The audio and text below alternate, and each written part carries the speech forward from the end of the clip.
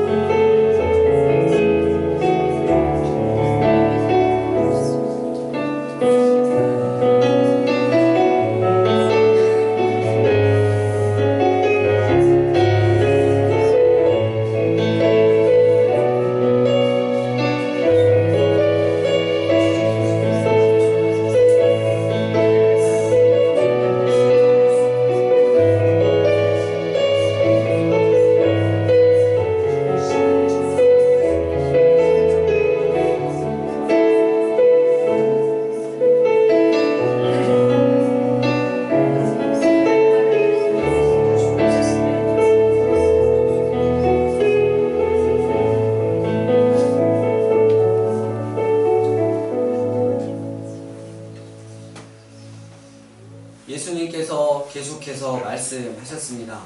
그러나 오늘 밤 너희가 다 나를 버리고 도망치리라. 베드로가 대답합니다. 주님을 버리다니요. 절대 아닙니다. 주님, 모두들 주님을 모른 척하며 버린다 할지라도 저만은 절대 그러지 않을 것입니다. 주님을 위해 저는 목숨을 바칠 것입니다. 베드로야, 바로 오늘 밤 닭이 2번 울기 전에 너는 나를 부인할 것이다. 1번도 아니고 3번이나. 그 후 예수님께서는 제자들을 데리고 감람산에 있는 겟세마네 동산으로 올라가셨습니다. 그곳에서 자신이 끝까지 하나님 아버지의 뜻을 이루어 드릴 수 있도록 그리하여 온 인류를 위한 그 십자가 죽음의 길을 순종하며 갈 수 있게 해달라고 밤새 기도하셨습니다. 금요일 새벽 예수님은 대제사장들과 백성의 장로들에게서 파송된 큰 무리에게 붙잡혀서 대제사장 가야바의 집으로 끌려가셨습니다. 제자들 다 예수님을 버리고 도망을 갔습니다. 모두가 주님을 버리고 도망간다 할지라도 자신만은 절대 그러지 않겠노라고 주님 앞에서 그렇게 큰 소리를 쳤던 베드로. 닭이 2번 울기 전 주님을 3번이나 심지어 저주까지 하면서 부인하고 말았습니다. 그리고 유대 지도자들과 로마 군인들은 사단의 앞잡이가 되어 그의 전략대로 움직여 예수님을 그 당시 가장 잔인한 사형대인 십자가에 못 박고 맙니다. 사단이 사망 권세를 이용해서라도 죽이고 싶었던 하나님의 아들 예수 그리스도. 사탄은 필시 십자가 위에 예수님을 못 박아놓고 환호성을 질렀을 것입니다. 내가 이겼다. 이제 하나님과 인간은 결코 화해할 수 없다. 하나님의 다스림에 순복하고 하나님과 교제하는 인간에게 주어진 최고의 복은 이제 없어졌다. 그렇게 미친듯이 승리의 기쁨을 취하고 있었던 사단. 정오부터 당황하기 시작합니다. 온 땅에 어둠이 임하더니 오후 3시까지 계속되었습니다. 그 시간 동안에 예수님께서 말씀하셨습니다. 나의 하나님, 나의 하나님, 어찌하여 나를 버리시나이까? 그 말을 예수님께서 하시더니 잠시 후 이제 다 이루었다 라고 하는 것이 아니겠습니까? 사단이 말합니다.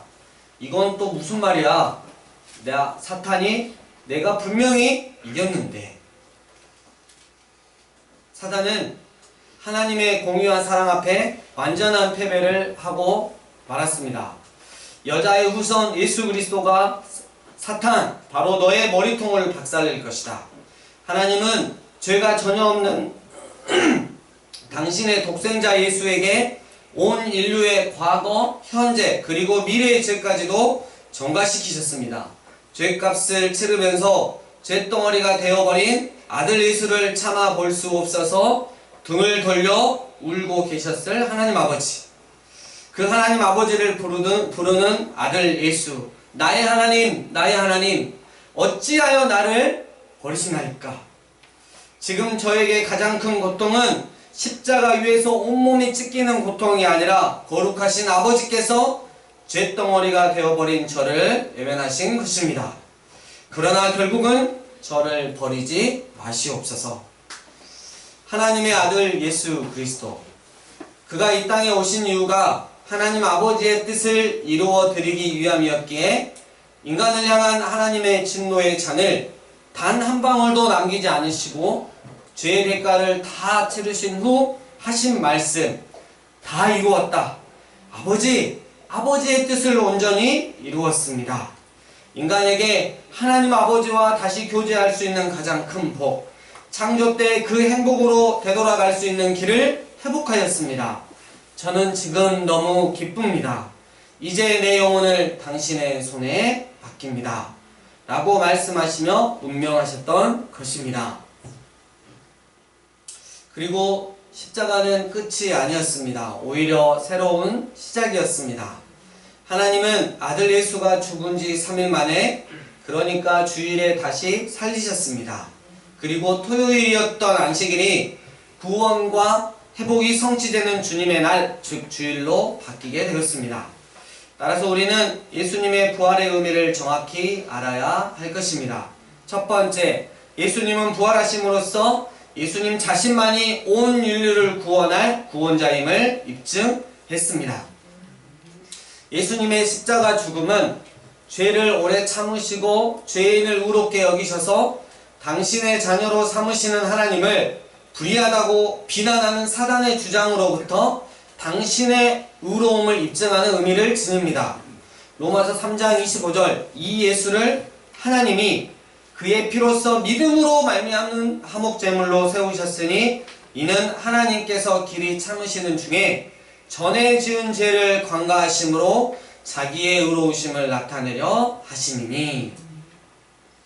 아들 예수를 속죄제물로 삼을 만큼 의로우신 하나님 아버지. 예수님의 생명은 온 인류의 죄값을 다 갚고도 충분히 남았습니다. 이제 하나님은 예수님을 죽은 자 가운데서 다시 살리셔서 예수님을 하나님이신 주님으로 또 온 인류의 약속된 구원자라는 사실을 명백히 드러내셨습니다. 바로 이 때문에 부활하신 예수님을 만난 제자 도마는 다음과 같이 고백할 수 있었던 것입니다. 요한복음 21장 28절, 나의 주님이시요 나의 하나님이십니다. 이 때문에 베드로는 사도행전 20장 36절, 그런즉 이스라엘 온 집은 확실히 알지니 너희가 십자가에 못 박은 이 예수를 하나님이 주와 그리스도가 되게 하셨느니라 라고 선포할 수 있었던 것입니다. 오늘날까지 예수님이 구원자이시고 주님이라는 사실을 온 세상에 보여주는 증거 중 가장 강력한 증거는 바로 예수님의 빈 무덤일 것입니다. 그 당시에 이스라엘은 로마의 식민지하에 있었습니다. 로마병들이 그 무덤을 지키고 있었습니다.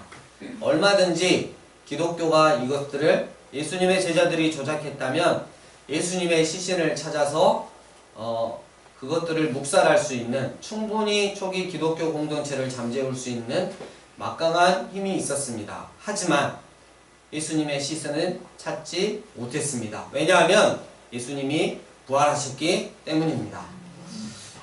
역사학자들조차도 60% 이상은 예수님의 부활을, 그들은 하나님을 믿지 않지만 예수님의 부활을 역사적 사실이라고 증언합니다. 우리는 믿음으로 예수님께서 부활하셨음을 고백합니다. 두 번째, 예수님의 부활은 우리의 믿음을 확증합니다. 예수님의 부활은 온 세상 앞에서 그분이 하나님이신 주님이시오 구원자이심을 증거할 뿐만 아니라 그리스도인들의 우리의 믿음을 확증시킵니다. 하나님이 예수님을 죽은 자 가운데서 살리신 것은 예수님의 속죄 사역을 받아들이셨다는 증거입니다. 아멘. 로마서 4장 25절, 예수는 우리가 범죄한 것 때문에 내줌이 되고 또한 우리를 의롭다 하시기 위하여 살아나셨느니라. 아멘. 예수 그리스도께서 죽으신 이유는 우리의 죄들을 짊어지셨기 때문이고, 하나님이 그분을 죽은 자 가운데서 살리신 이유는 그분의 죽음을 우리 죄를 위한 속죄제물로 받아들이셨기 때문입니다. 충분하셨다는 거예요. 부족했으면, 속죄값이 부족했으면 예수님이 부활하지 못하셨을 거예요. 따라서 예수님의 부활은 하나님께 은혜를 입고 선택을 받은 자들이 죄를 용서받았다는 것, 신분이 사탄의 노예에서 하나님의 자녀로 바뀌었다는 것, 죄된 생명이 아닌 예수 생명으로 다시 살아났다는 것을 의미하는 것입니다. 말씀을 정리합니다. 예수님께서 죽은 자 가운데서 살아나신 후에 세 번째로 베드로에게 나타나셨습니다. 베드로는 갈릴리 바다에서 물고기를 잡고 있었습니다. 밤새도록 그물질을 했으나 한 마리도 잡지 못했습니다. 이때 멀리서 들리는 소리, 그물의 배 오른편에 던지라, 그물을 배 오른편에 던지라, 그리하면 잡히리라. 이에 던졌더니 물고기가 많아 그물을 들 수 없을 정도가 되었습니다. 이때 배를 같이 타고 있던 요한이 좀 전에 말씀하셨던 예수님을 알아보고 베드로에게 말합니다. 저분 분명히 예수님이셔. 베드로 이 말을 듣고 너무 흥분한 나머지 바다에 뛰어내려 헤엄치며 주님께 나아갔습니다. 해안가에 도착해서 보니 주님께서는 아침 식사를 준비하고 계셨습니다. 주님을 3번이나 부인했던 베드로, 왈칵 눈물이 나왔지만 애써 참으며 아침을 먹었습니다. 그 후 예수님께서 베드로에게 말씀하셨습니다. 요한의 아들 시몬아, 네가 이 사람들보다 나를 더 사랑하느냐? 예, 주님, 제가 주님을 사랑하는 줄을 주님이 아십니다. 예수님께서 말씀하셨습니다. 내 어린 양을 먹여라. 그런 다음 예수님께서 2번째로 물으셨습니다. 요한의 아들 시몬아, 네가 나를 사랑하느냐? 예, 주님, 제가 주님을 사랑하는 줄을 주님이 아십니다. 예수님께서 말씀하셨습니다. 내 양들을 돌보아라. 예수님께서 3번째로 물으셨습니다. 요한의 아들 시몬아, 네가 나를 사랑하느냐? 예수님께서 네가 나를 사랑하느냐 하고 3번째 물으시니 베드로는 근심이 되었습니다. 그리고 말합니다. 주님은 모르시는 것이 없습니다. 제가 주님을 사랑하는 줄을 주님께서 틀림없이 아십니다. 예수님께서 말씀하셨습니다. 내 양을 먹여라. 그리고 이젠 너에게 말해야겠구나. 지금까지 너는 네가 하고 싶은 것들을 아무 거리낌 없이 하며 살았다. 하지만 너는 지금 너를 얻기 위해 십자가에 죽고 3일 만에 부활한 나를 구원자로 그리고 주님으로 믿고 따르겠다고 하는데 결코 쉬운 일이 아니라는 것이다. 세상 사람들이 널 조롱하고 비웃고 사탄은 널 끊임없이 유혹할 것이다. 그래도 네가 흔들리지 않으면 그들은 너에게 더 큰 어려움과 고난을 줄 것이다. 그러나 넌 결국 나를 따라오고 말 것이다. 왜냐하면 너는 내 생명으로 구원한, 내 생명을 주어도 하나도 아깝지 않을 내 사랑하는 자녀이기 때문이다. 사랑하는 강주 삶의예배인 교회 예배자 여러분, 베드로는 예수님의 십자가를 만나기 전까지는 자기 확신과 열정과 감정으로 예수님을 믿었고 예수님을 따랐습니다. 정말이지 예수님을 위해서라면 뭐든 다 할 수 있을 것 같았습니다. 하지만 정작 고난당하고 계시는 주님 앞에 자신도 그렇게 될까봐 예수님을 부인하고 욕하고 저주했습니다. 그 자책감으로 하루하루 지내고 있는 베드로에게 이번에도 어김없이 먼저 십자가에서 죽으시고 3일 만에 부활하신 예수님께서 베드로를 찾아가셔서 물으셨습니다. 베드로야, 네가 나를 사랑하느냐? 네, 주님, 이제는 저의 죄된 모습을 알겠습니다. 지금까지 저는 주님을 잘 믿는 것처럼 살다가 주님과 저를 선택해야 하는 순간이 오면 늘 주님을 외면하고 제 자신을 선택했습니다. 그러나 부활하신 주님을 만났으니 이제는 그러지 않을 것입니다. 베드로야, 네가 나를 사랑하느냐? 네, 주님. 주님의 절대 포기하지 않는 그 사랑, 그 십자가 사랑을 맛보았는데 저를 위해 생명까지도 주신 주님을 사랑하지 않는다면 제가 누구를 사랑하겠습니까?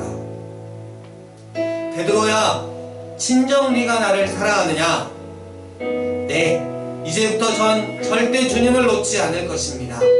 주님의 말씀에 순종하며 살아가는 것이, 주님의 다스림과 보살핌 안에서 살아가는 것이, 주님을 사랑함으로 교제를 나누는 것이 가장 가치 있고 저에게 큰 행복이라는 것을 이제는 너무나 잘 아니까요. 이 시간 나를 위해 십자가에서 생명을 내어주시고 3일 만에 부활하신 예수님께서 베드로에게 그러셨던 것처럼 우리에게 물으십니다. 네가 나를 사랑하느냐? 네가 나를 사랑하느냐? 네가 정말 나를 사랑하느냐? 내 양을 먹이라. 이 시간 주신 말씀 가지고 부활하신 주님께 나아가도록 하겠습니다. 기도하시겠습니다.